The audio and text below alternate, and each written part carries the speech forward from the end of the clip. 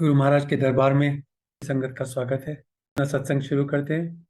मैं ये समझता हूँ कि गुरु महाराज के पास आदमी राजी खुशी आने को तैयार नहीं होता। कब जुड़ते हैं? जब तकलीफ नहीं होती है। और जब तकलीफ होती है और जब उसका कोई इलाज नहीं बचता है, तब आप गुरु के पास आते हैं। हमारे साथ कुछ ऐसा ही हुआ था। मेरी बीच वाली बिटिया छोटेपन से अस्थमा और एक्जिमा दोनों से परेशान थी, और हम लोगों ने करीब 12-13 साल उसका हर तरीके का इलाज करवाया था, लेकिन कुछ हुआ नहीं। उस समय हमें महाराज का मैसेज मिला, मेरी एक कलीग के थ्रू। उन्होंने मुझे बताया कि कमांडर, एक गुरुजी हैं और वो आपकी बेटी को ठीक कर देंगे। नॉर्मली आप इन चीजों में यकीन नहीं करते हैं, लेकिन आप अपनी बेटी के लिए तो कुछ भी करेंगे। और मैं तैयार हो गया, क्योंकि मुझे पता था कि अगर कहीं भी कुछ भी किया जा सकता है तो किया जाना चाहिए।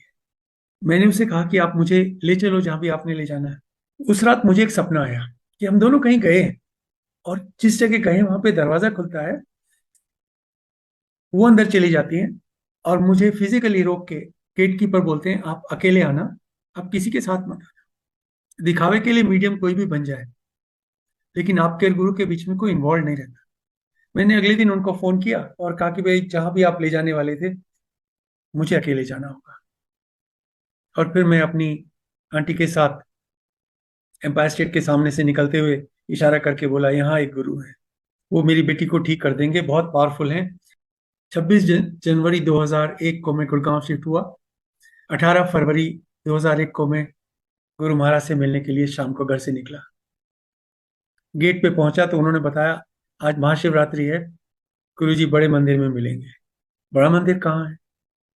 तो एक कार जा रही थी, रेड लाइट थी उसके ऊपर, और मुझे बताया, इसका पीछा करो, ये वहीं जा रहे हैं। थोड़ी सी देर लगी, कार पार्क की, लाइन में लगे और महाराज के दरबार में आ गए। गुरु महाराज को पहली बार देखा तो पहला थॉट आया कि ये एम्पायर स्टेट वाले गुरु जी नहीं हो सकते, क्योंकि महाराज की अपीयरेंस गुरुओं वाली नहीं थी। हम लोगों का एक परसेप्शन है गुरु कैसा दिखना चाहिए, लेकिन वो वैसे नहीं दिख रहे थे। गुरु महाराज की ऑरा, उनकी ऊर्जा, उनकी फ्रेग्रेंस, उनकी दिव्यता चारों ओर फैली हुई थी। मुझे याद है, मैंने एक संगत जो मेरे सामने लाइन में लगे थे, उनके कंधे पे हल्के से टैप किया और पूछा था, ये एम्पायर स्टेट वाले गुरु जी? तो उन्होंने मुझे धीरे से बोला, अंकल, सही जगह आ गए हो, यहाँ से कहीं मत जाना। ये दो लाइनें जब भी सत्संग करता हूँ हमेशा दोहराता हूं। उस संगत से, जो गुरु जी से बाद में जुड़े हैं, आप सही जगह आ गए हो, और यहां से कहीं जाने की जरूरत नहीं है। ये शिव भगवान का दरबार है, जहां से कोई खाली हाथ नहीं जाता। दूसरा, एक आदेश मिला कि गुरु की आज्ञा के बिना घर मत जाना। आज्ञा कैसे मिलेगी? पता नहीं, मैं किसी को जानता भी नहीं, लेकिन मिल जाएगी। और कुछ वैसा ही हुआ। जब तक आज्ञा मिली, जब तक घर पहुंचा, सुबह के 2:30 बज गए थे। खास बात यह थी कि जिस दिन से मैंने एम्पायर स्टेट के सामने से निकलते हुए कहा था, यहाँ एक गुरु है, वो मेरी बेटी को ठीक कर देंगे, से जब तक मैं दरबार में पहुंचा, उसकी स्किन करीब करीब ठीक हो चुकी थी। करीब करीब से मतलब है कि निशान बचे थे। और अभी तो हमने गुरुजी से कुछ बोला भी नहीं था। सच बात यह है कि महाराज से कुछ बोलने की जरूरत ही नहीं पड़ी।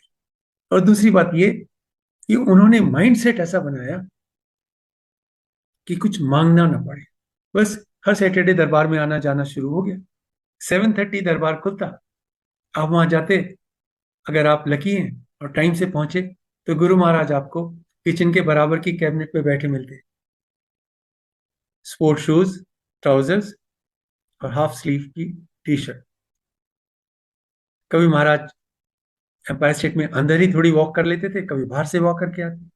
आप वहीं गुरु जी के पास बैठ जाते, और जो भी महाराज बात कर रहे हैं संगत से, आप वो सुन सकते थे। ये अपने आप में एक बहुत डिवाइन एक्सपीरियंस था। दिमाग तो ब्लैंक, आप बस केवल महाराज की तरफ देखते रहते और सुनते रहते। थोड़ी देर के बाद में महाराज तैयार होने जाते, अपनी डिवाइन रोब में आते वापस, और आसन पे बैठते। हम लोग मत्था टेकते और जहां जहां जिसको जगह मिलती वहां बैठ जाते। चाहे प्रसाद सर हो, उसके बाद में हलवा प्रसाद का नंबर। हलवा प्रसाद और चाय प्रसाद के बाद जब महाराज हुक्म दें तो आपको लंगर मिलता, आप लंगर लेते, और गुरु महाराज की जब आज्ञा होती आप चले जाते। गुरु महाराज का साथ एक एडिक्शन की तरह का हो गया था। अब वहां से घर जाना नहीं चाहते थे कभी।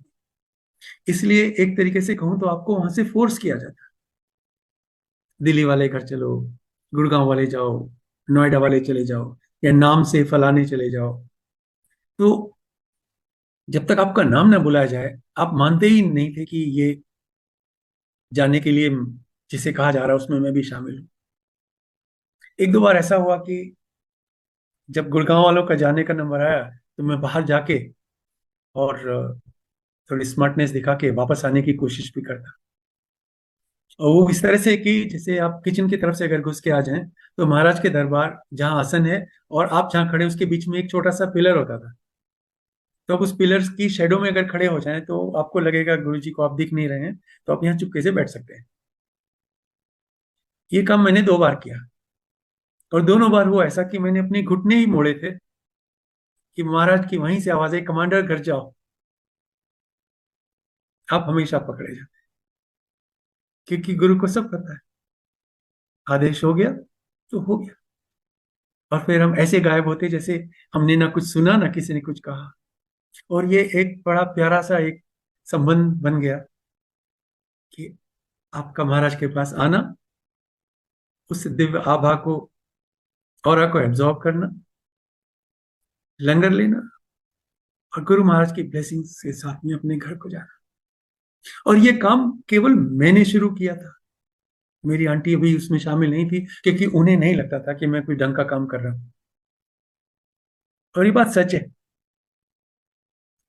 घर की महिला ये जानना चाहती है आदमी जहां जा रहा है ये उसे कहाँ ले जा रहे हैं। ऐसा तो नहीं कि ये बीवी बच्चों को छोड़ के, काम धंधा छोड़ के बोलेगा मैं अब गुरु के पास जा रहा हूँ और मैं वहीं रहूंगा। और उन्होंने मुझे बाद में बताया कि वो काफी डरी रहती थी कि मैं जब वापस आता कि किसी न किसी दिन मैं आऊंगा कि मैं अपना सामान लेने आया हूँ और अब मैं गुरु के पास ही रहूंगा। तो मैं समझ सकता था, इसलिए उसने मुझे एनकरेज नहीं किया, लेकिन कुछ बोला भी नहीं। मैं अकेला जाता रहा। महाराज ने मुझसे कभी बात नहीं की। मैं दूर बैठता था और मैं देखता था सारी संगत गुरु से किसी न किसी रूप में कम्युनिकेट करते थे। कोई चरण दबा रहे हैं, किसी गुरु जी कुछ पूछ रहे हैं, किसी को कुछ बता रहे हैं, किसी के बारे में याद कर रहे हैं, जो हैं वो, जो नहीं है वो भी आशीर्वाद दे रहे हैं, देख रहे हैं। मेरी तरफ ऐसा कुछ होता नहीं था।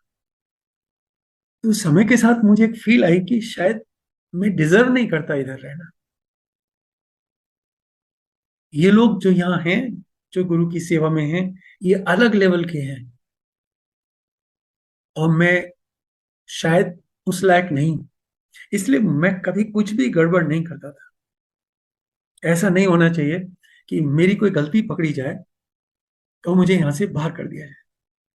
तो मैं जितना पीछे हो सकता था उतना बैठता, महाराज के रूम के दरवाजे के पास, म्यूजिक सिस्टम के पास में बैठा रहता था, नीची निगाहें रखता, और कभी गुरु महाराज की तरफ देखने की कोशिश भी नहीं करता। ये अलग बात है कि जीवन में वो सारी चेंजेस आने लगी थी जो आपके जीवन में तब आनी चाहिए जब आप किसी डिवाइन से जुड़ जाते हैं। उसके लिए कहने सुनने की बात नहीं थी। परिवार की वो काम जो आपके अटके रहते हैं अपने हिसाब से ठीक होने लगती है। पर बात नहीं हुई, और मुझे लगता था गुरु महाराज मुझे पसंद नहीं करते हैं। 7-8 महीने बीत गए थे जब मैं सब लाइन में लग के हलवा प्रसाद लेने के लिए महाराज के सामने घुटनों के बल झुका, सिर नीचे हाथ सामने, तो उस दिन हाथ में हलवा प्रसाद आया नहीं। मुझे बहुत विविडली याद है वो मोमेंट कि, और मैं लाइक फ्रोजन सा सामने हूँ, ऊपर देख नहीं रहा हूँ, और हाथ सामने है। हिम्मत करके ऊपर देखा तो गुरु जी मुझे देख रहे थे, हाथ में हलवा।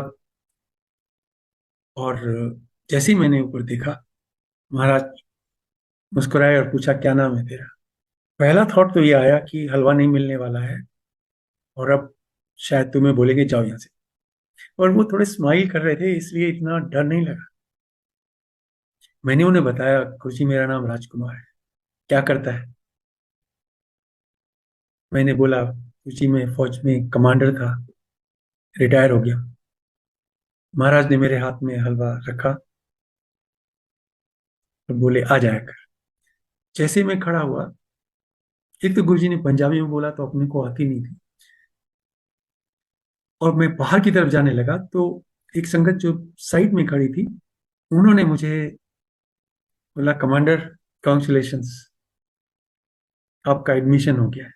और उस दिन मैं बहुत लाइट सा होके घर पहुंचा। मैं गुरु की संगत हूँ, मुझे गुरु जी ने परमिशन दे दी है, मैं आ सकता हूँ, अपने आप से बोला है। तो मैं घर गया उस दिन। मैं पहली बार गुरु महाराज के बारे में अपनी आंटी को बताने की कोशिश की। She was impressed. गुरु जी कहा करते थे सबको कि अगर आंटी अकेली आए तो बोलती अंकल को साथ लेके आना, अंकल अकेले आए तो बोले आंटी को साथ लेके आना। ही लव द आइडिया कि हस्बैंड वाइफ को इकट्ठे ब्लेसिंग मिलनी चाहिए। गुरु महाराज को आपको कपल के रूप में अपने सामने देखना ज्यादा अच्छा लगता है। बहुत सारी फैमिली वैल्यूज गुरु महाराज के चरणों में बैठ के आई, उनको लाइफ में इंप्लीमेंट किया तो जिंदगी स्वर्ग बन गई। और ये वो एस्पेक्ट था जो गुरु जी चाहते थे कि हम सीखें। लेकिन मैं सोचता था ये आएगी नहीं, और मैंने इसके सामने मुंह खोला और आंटी ने मेरा पत्ता काट देना कि तू भी कहीं नहीं जा रहा, बहुत हो गया। मैं क्या बोलता। तो मैं टोटल ना जानने से तो मैं अकेला ही चला जाऊं, वही काफी अच्छा था। और मैंने सोचा महाराज डिसाइड करेंगे ये कब आएगी। लेकिन यकीन मानिए, गुरु महाराज से कभी कुछ बोला नहीं, हिम्मत ही नहीं, जबान नहीं खुलती थी, गला चोक हो जाता। लेकिन सही चल रहा था, लाइफ एकदम से सेट हो गई थी। सैटरडे को जैसे अपनी बैटरी चार्ज की, अगले सैटरडे तक के लिए आप चार्ज है। एक बार क्या हुआ, महाराज पंजाब चले गए, और क्योंकि संगत आपस में बात नहीं करती थी और मैं तो किसी से कुछ कहता ही नहीं था, मुझे पता ही नहीं चला गुरुजी पंजाब गए हुए। तो एम्पायर स्टेट का गेट बंद रहता, मैं वहां मत्था टेकता चला आता। कई सैटरडे ऐसे चले गए। मुझे सपना आया, महाराज मुझे कह रहे तू अब भी वहां मत जा, 14 अप्रैल को आना, ये 2002 की बात है, मैं वहीं मिलूंगा। सुबह उठा तो बहुत एक्साइटेड था, महाराज का सपना पहली बार आया था। मैंने सोचा आंटी को बताता हूँ, इम्प्रेस हो जाएगी। मैंने उसे बताया मुझे गुरुजी का सपना आया और उन्होंने मुझे ऐसा ऐसा बोला। ये कुछ बोली नहीं, मुझे मुझे देखती रही बस। उसके बाद मैं 14 अप्रैल को गया और मुझे पता चला 13 को गुरुजी पंजाब से वापस आए थे। 14 को पहली संगत थी, और महाराज का कहा हुआ बिल्कुल सही था। इस बार मैं घर आके फिर बोला, आपको पता है सपने का, आज गुरुजी मंदिर में आए थे और 13 तारीख को आए थे और 14 को पहली संगत। मुझे लगा पहली बार आंटी थोड़ी इंप्रेस हुई, कुछ तो है। उसके बाद काफी समय बीत गया। एक दिन सुबह आंटी बेड के किनारे पे जगी हुई बैठी थी। सुबह के 5 बजे होंगे, मैं जगा, मैंने पूछा क्या हो गया। तो बोली घर में चोर घुसा है और मैंने ढूंढा और मिला नहीं। मैंने कहा मुझे जगाना चाहिए था, अपनी आंटी स्पेशल है, घर में अगर चोर है तो सबसे पहले अपने हस्बैंड को छुपा दो, इस बेचारे को कुछ ना हो जाए, इसे मत बताओ, मैं खुद ही देख लूंगी। एनीवे, हम लोगों ने दोनों ने मिलकर घर में ढूंढा, सारे दरवाजे अंदर से बंद थे, कोई नहीं आ सकता था। House was locked from inside, every door was bolted. मैंने सोचा इसको कुछ तो नाइट मेरे टाइप कुछ हुआ होगा, और शी इंसिस्टेड, नहीं मैं जगी हुई थी। मैंने उसे पूछा अच्छा चल बता कैसा था चोर। अब मैं सोचा चलो इसको थोड़ा हल्का फील कराते हैं, टाइम पास हो जाएगा, होता है। एंड शी स्टार्टेड डिस्क्राइबिंग मी। एक सुंदर सा गंजा सा आदमी था, बहुत गोरा था, और बड़े रॉयल से कपड़े पहने थे, और फ्रिज के सामने अपने हाथ सामने फोल्ड करके मुस्कुरा के सारे घर को देख रहा था। और ड्राइंग रूम में लाइट नहीं थी, पर यह समझ में नहीं आया कि उसके चारों तरफ रोशनी थी। उस जमाने में महाराज के स्वरूप नहीं मिलते थे। मेरा माथा ठनका। हो ना हो, इसने महाराज को देखा। And that was the first time after so many months, and I said, भगवान बैठ, अब मेरी बात सुन। आज घर में जो आए हैं वो कोई चोर नहीं है, वो मेरे गुरु महाराज हैं। और मैं सच बताऊं, तुझे बुलाने आए हैं, क्योंकि आप वैसे आ नहीं रहे हो, और आप मेरे साथ चलो। एक प्रॉमिस है कि अगर ये वो नहीं है तो आपको दोबारा जाने को नहीं बोलो। She agreed. नेक्स्ट सैटरडे हम दोनों गए। Trust me, I was so excited, I wanted to show Maharaj मैं अपनी आंटी के साथ आया हूं। कहीं ना कहीं मुझे ये अंदाजा था कि अंकल लोगों को ब्लेसिंग आंटी के थ्रू ही मिलती है, इसलिए मैंने सोचा इसको साथ ले चलता। हम दोनों पहुंचे। जैसे ही हम मुड़े, महाराज आसन पे थे। इसने गुरु महाराज की तरफ देखा, मेरे कान में धीरे से बोली, यही है, यही थे उस दिन। मैं कुछ बोला नहीं, मुझे तो अंदाजा था कि हमारे यहाँ गुरु महाराज आए थे। मत्था टेका। जैसे मैं पीछे जाके बैठने को तैयार हुआ, आंटी कहती, मैं यहीं, हम यहीं क्यों नहीं बैठते सामने। अब महाराज 2-3 मीटर दूर, मैं क्या बोलता उससे।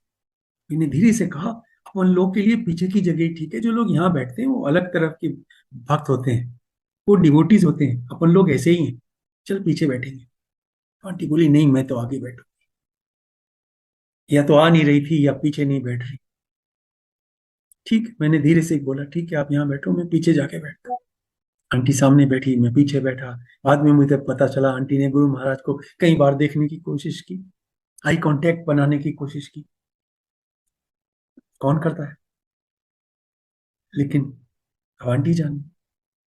हर बार जब वो उन्हें देखे, गुरु उनकी तरफ देखें, गर्दन मोड़े देखें और फिर सामने देखने लगे। This happened a few times. उसके बाद यकीन मानिए पूरे हफ्ते आंटी सोई नहीं। Those eyes just show up at night. Next Saturday we both went again, and aunty ने मत्था टेका, कहती है पीछे ही बैठी। I remember that moment. उसके बाद में कभी हम दोनों ने सामने आगे बैठने की कोशिश नहीं की, एक्सेप्ट जब महाराज ने हमें खुद अपने पास बैठा लिया। एक दो बार हुआ ऐसे, जब हम मत्था टेक के खड़े हुए और पीछे मुड़ने की कोशिश की, महाराज ने कहा इथे ही बैठ जा, और जगह नहीं भी थी तो जगह करवा के बैठा लिया। एक छोटी सी एनेक्डोट और है। आंटी ने बाल कटवाए, बहुत छोटे हो गए तो किसी ने उसको पहचाना नहीं, तो मेरे कान में बोलते, गुरुजी भी नहीं पहचानेंगे तो आगे बैठूंगी। This was going to happen for the second time. बहुत अर्ली इन लाइफ में एक सबक सीख चुका था कि अपनी आंटी के साथ आर्ग्यूमेंट नहीं करना चाहिए। You never win. मैंने कहा ठीक है, महाराज जाने तू जाने, मुझे बीच में मत डाल, बैठ आगे। अब ये बाल कटवा के गुरु महाराज के सामने ऐसे बैठी 2 मीटर दूर। उसके ख्याल ऐसा कुछ गुरु जी पहचानेंगे नहीं, ये वो नहीं है जो देखने की कोशिश कर रही थी, इसके तो बाल कटे हुए हैं। मैं अपना पीछा जाके बैठ गया। गुरुजी ने आंटी को देखा, सिंगला अंकल की तरफ इशारा किया, बुलाया, उनके कान में कुछ बोला और अंकल आंटी के पास आए। बस सोचिए, थोड़ा सा डिस्टेंस रहा होगा, सेकंड्स की बात थी, लेकिन आंटी डर गई, कुछ तो गड़बड़ हो गई है।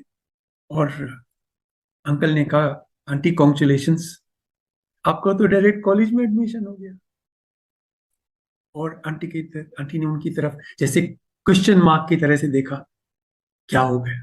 बोले, गुरुजी ने बोला है ये जो बॉब कट में बैठी से बता दे, ये कमांडर आंटी है, मैं जानता हूँ। वो एक पहला रियलाइजेशन था इस बात का कि हमारे दिमाग में जो चलता है वो महाराज जानते हैं। न केवल वो जानते हैं जो आप उन्हें बोलते हो, वो भी जानते हैं जो आप उन्हें सोचते हो। ये रियलाइजेशन थोड़ा स्केरी था, दैट ही नोज एवरीथिंग।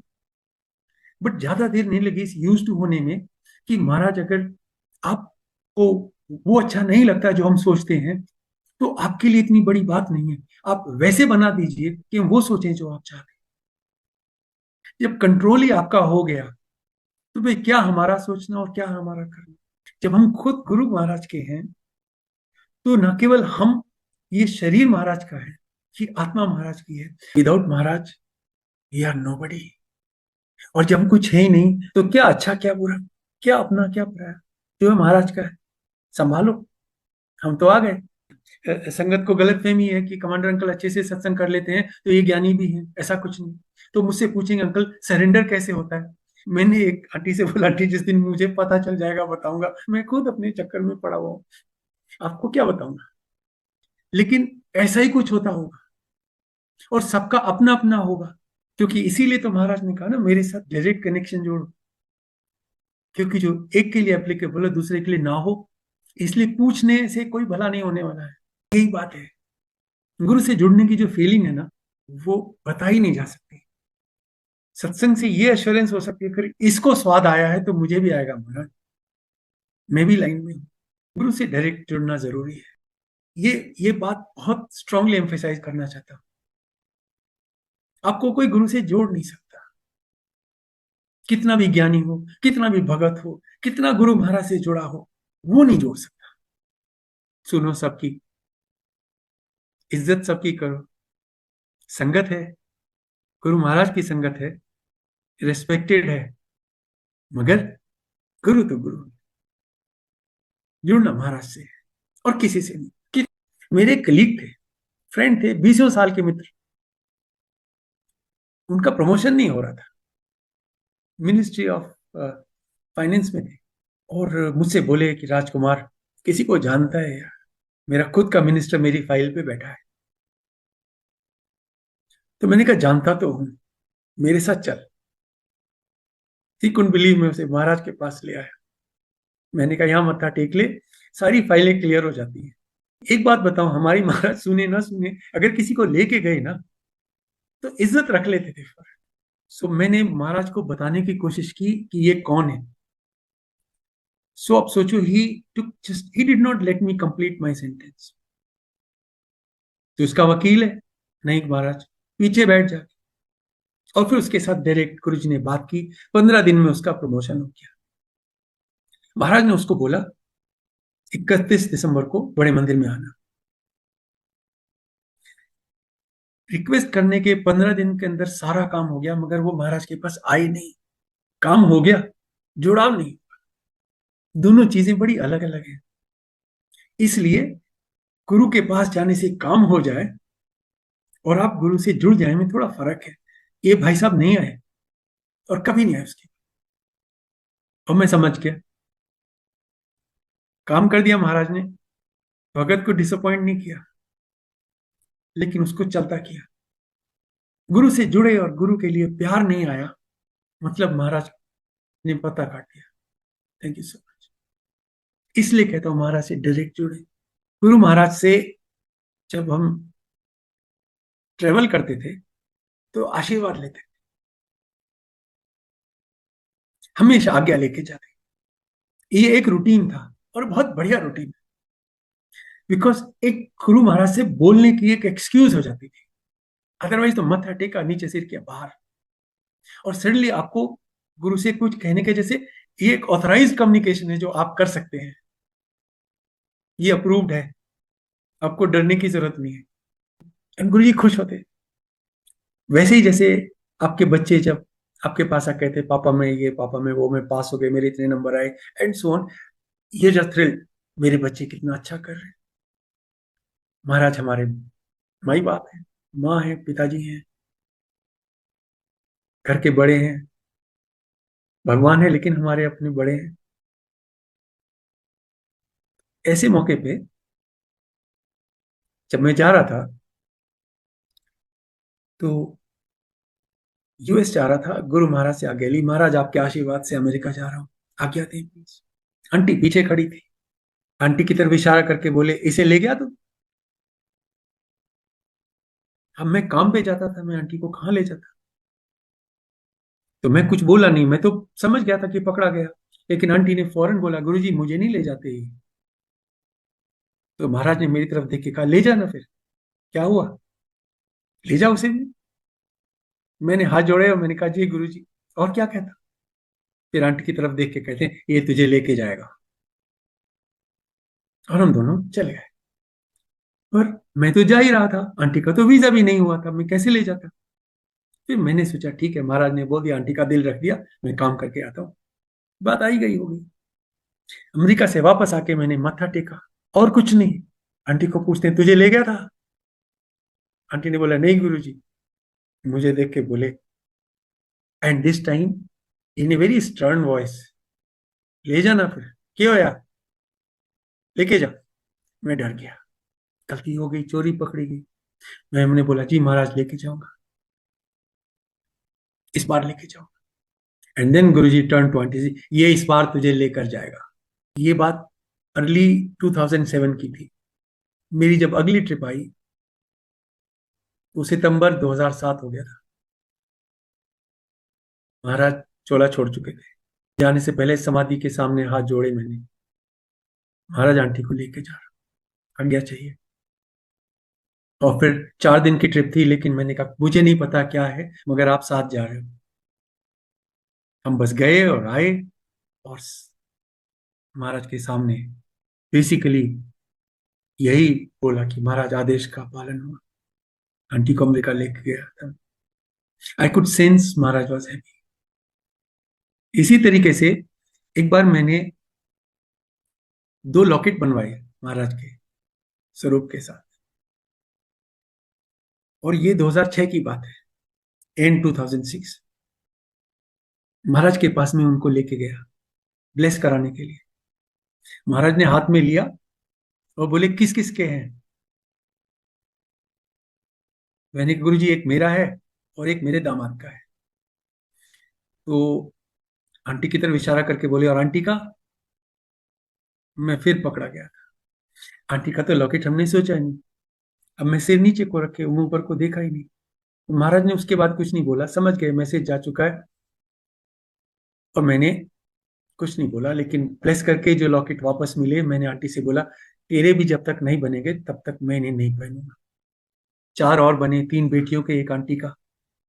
और फिर वो अप्रैल 2007 में महाराज के पास ब्लेस कराने के लिए ले गया, और मैंने महाराज से कहा महाराज ये आंटी के हैं, बेटियों के और आंटी के। ही स्माइल्ड। महाराज कुछ बोलते नहीं, ब्लेस करके वापस दे दिया, हम सबने इकट्ठे पहने, आज तक पहनते हैं। आप इन चीजों को लिंक करके देखिए। गुरु महाराज का इंसिस्ट करना कि आंटी को साथ लेके आओ, अकेले मत आओ मंदिर में आशीर्वाद लेने के लिए। कहीं बाहर जा रहे थे तो आंटी को साथ लेके जाओ। लॉकेट बनवाने थे तो उसका भी होना चाहिए। ये सब किधर पॉइंट आउट कर। पहले हम खाली सुना करते थे। आपने शायद संस्कृत का वो श्लोक सुना होगा, यत्र नार्यस्तु पूज्यन्ते रमन्ते तत्र देवता। हमारे कॉन्टेक्स्ट में जिस घर में आंटियों का सम्मान होता है, हाँ गुरुजी रहते हैं। जहाँ नहीं होता है ना, वहाँ नहीं रहते। आपको गुरु की ब्लेसिंग चाहिए तो बहुत बाहर हाथ पैर मारने की जरूरत नहीं है। अपने घर में कलेश करने वाले अंकल को चपेट पड़नी है। तो मेरा तो बड़ा सिंपल सा हिसाब किताब है जी। अब मुझे जब गुरु महाराज को खुश करना होता है, ऐसे सोचता हूँ महाराज थोड़ा सा ध्यान रखो ये क्या हो रहा है, तो मैं और कुछ नहीं बोलता हूँ, मैं इसको बोलता हूँ भगवान चल घूमने चलते हैं, तुझे घुमा लाता हूँ कहीं पे। तो 3 दिन 4 दिन इधर उधर घुमा के वो खुश हो जाती है, वाके वापस महाराज को बोलता हूँ गुरु जी आंटी को घुमा लाया हूँ, थोड़ा ख्याल करो। सो हर चीज घर में ही लग जाती है, ज्यादा हाथ पैर मारने की जरूरत नहीं होती। तो मुझे नहीं पता कितने अंकल लोग सुनते हैं ये मैसेज, सारे होने अंकल लोगों के लिए हैं, और सुनती हैं सारी आंटियां। तो बेसिकली गुरु महाराज परिवार को ब्लेस करते हैं। तो आज के सत्संग के टेक अवेज जो हैं उनको शुरू से गिनाना शुरू करूं। सबसे पहला ये कि गुरु आपको अपने पास बुलाते हैं, आप नहीं जाते। और जब तक गुरु नहीं बुलाते, आप कुछ भी कर लें, आप गुरु महाराज से नहीं जुड़ने वाले हैं। गुरु महाराज को पाने के लिए कोई रिचुअल नहीं है। गुरु का कनेक्ट दिल का कनेक्ट है। आप और कुछ नहीं कर सकते, अगर केवल प्यार कर सकते हैं गुरु से, काफी है। बाकी अगर कुछ आता कि नहीं आता कोई बात। सत्संग करते हैं तो शेयरिंग जरूर कीजिए, बाकी चीजों में भी इतना खुशी। अपने घर में अपनी आंटी के साथ प्यार से रहिए। जैसे शिव जी, महाराज शिव पुराण में अगर आप देखें तो जैसे वो माँ पार्वती के साथ एडजस्टमेंट करके रहते हैं ना, कुछ ज्यादा बोलते नहीं है, वैसे ही मांगने की जरूरत नहीं है। ही नोस, बिन बोले सब कुछ जानता। आपके मन में क्या चल रहा है वो जानते हैं, तो आपको उन्हें अपनी बात बताने की जरूरत नहीं। इसलिए गुरु से मांगने की जरूरत नहीं। आपके लिए जो सही है अपने आप से महाराज ख्याल रखेंगे। गुरु महाराज से जुड़िए, ना संगत से, ना मेमोरेबलिया या चीजों से या रिचुअल से, बल्कि मैं तो यहाँ कहूंगा गुरु के और आपके बीच में तो आपको खुद भी नहीं होना चाहिए। औरों की तो बात बहुत दूर की है। और ऐसे एटमॉस्फेयर में जिसमें आपके और महाराज के अलावा कोई नहीं है, इससे बढ़िया कनेक्शन का कोई दूसरा तरीका नहीं है। I'll just conclude with that little song from 1942 love story, and that is how that connect is. वो उस पिक्चर में किस लिए गाया वो जाने, लेकिन मुझे उससे क्या मैसेज मिला वो मैं आपको सुनाता हूँ। Song goes like this. कुछ ना कहो, कुछ भी ना कहो, क्या कहना है, क्या सुनना है, तुमको पता है, मुझको पता है, समय का ये पल थम सा गया है, और इस पल में कोई नहीं है, बस एक मैं हूं, बस एक तुम। महाराज के साथ जुड़े रहें, महाराज से प्यार करें, महाराज की कृपा हम सब पे हमेशा बनी रहे, इस प्रार्थना के साथ में। जय गुरु जी। संगत जी, thank you for staying with me. जय गुरु जी।